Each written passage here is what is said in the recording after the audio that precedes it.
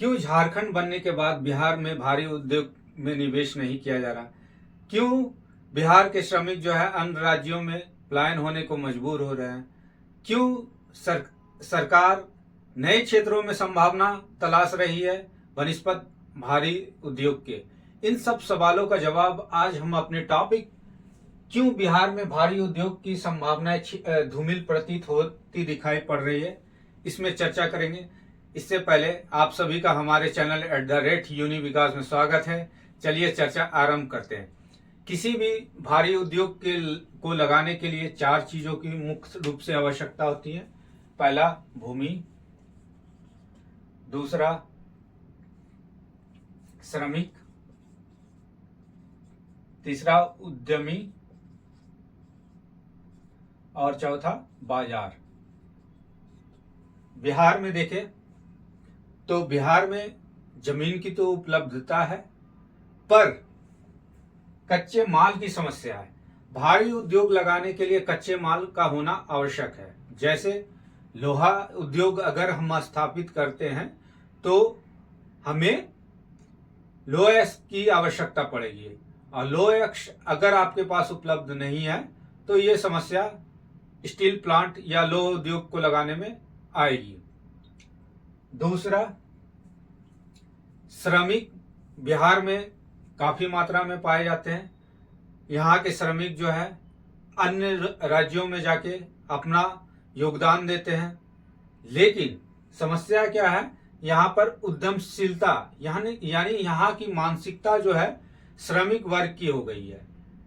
लोग सेवा देने में ज्यादा विश्वास करते हैं, चाहे जनजी हो या युवा वर्ग हो, चाहे पहले की पीढ़ी हो, ये सब सेवा के क्षेत्र को ज्यादा महत्व देते हैं बनिस्पत उद्यमशीलता।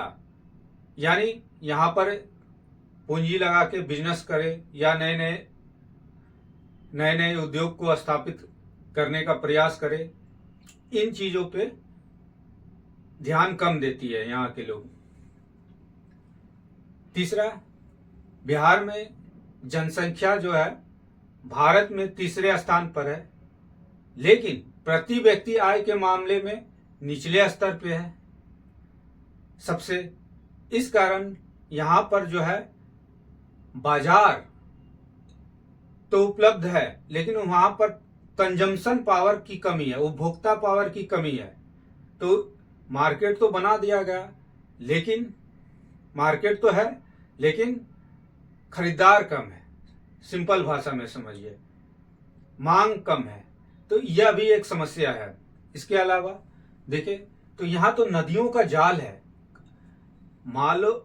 कच्चे माल का आवागमन तो आसानी से हो सकता है, लेकिन समस्या यह है कि यह बंदरगाह से लगभग 200 से अधिक किलोमीटर की दूरी पर है। यानी बिहार एक है लैंड लॉक्ड राज्य जो चारों ओर भूमि से घिरा हुआ है लगभग। लेकिन दिक्कत ये होगी कि हम कच्चे माल तो बनाएंगे या प्रोडक्शन तैयार करेंगे, उसे बंदरगाह तक ले जाने में और वहां से कच्चे माल को अपने राज्य में लाने में जो कॉस्टिंग आएगी उसकी लागत बढ़ जाएगी। लागत बढ़ने के कारण क्या होगा, माल जो तैयार होगा, कोई वस्तु तैयार होगा, वो महंगा हो जाएगा। इसके कारण जो है यहाँ पर भारी उद्योग की संभावना में थोड़ा सा अड़चन पैदा करती है। इसके अलावा हमारे पड़ोसी राज्य, जैसे बिहार के पड़ोसी राज्य में झारखंड आता है, फिर उससे नीचे चले जाइए उड़ीसा आ जाता है। यहाँ पर जो है कच्चे माल तो उपलब्ध है, साथ साथ फैसिलिटी पहले से उपलब्ध है, तो लोग भारी उद्योग इन स्थानों पे लगाना ज्यादा प्रीफर करेंगे बनिस्पत बिहार में।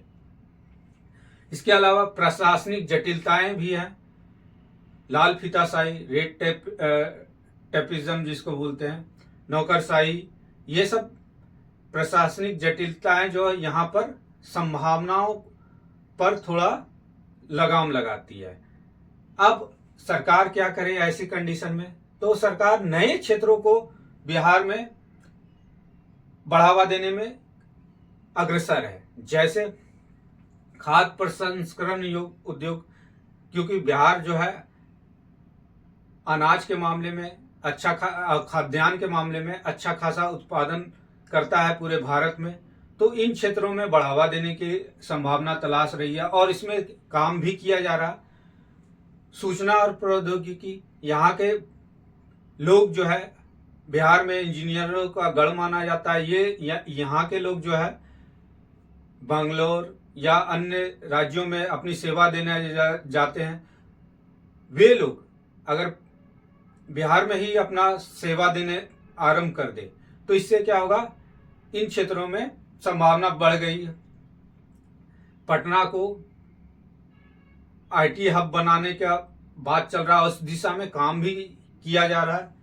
पर्यटन के क्षेत्र को बढ़ावा दिया जा रहा है ताकि बिहार का गौरवमयी इतिहास या गौरवमयी स्थानों को लोग जाने। पूरे वर्ल्ड लेवल पर इसे प्रचार और प्रसारित भी किया जा रहा है। भारत के साथ साथ नवीकरणीय ऊर्जा जैसे जल संसाधन पर्याप्त मात्रा में उपलब्ध है। लघुपन बिजली योजना आदि के माध्यम से यहाँ पर जो है नवीकरणीय ऊर्जा को विकास करने को बढ़ावा दिया जा रहा। स्वास्थ्य के क्षेत्र में इसे स्वास्थ्य का हब बनाया जा रहा, जैसे दरभंगा और पटना में एम्स का खुलना, ताकि नेपाल से लोग भी एम्स और दरभंगा जैसे स्थानों पे आके, पटना और दरभंगा के स्थानों पे आके अपना इलाज कर सके।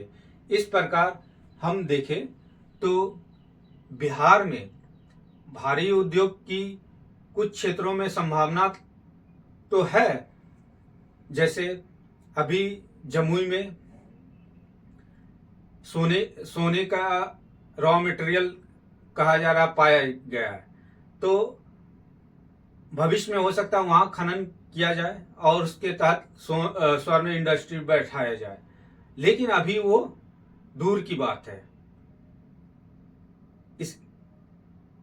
इस कारण हम कह सकते हैं वर्तमान में बिहार में भारी उद्योग के क्षेत्र में अभी और काम करने की आवश्यकता है और इसके नए आयामों को तलाशने की आवश्यकता है।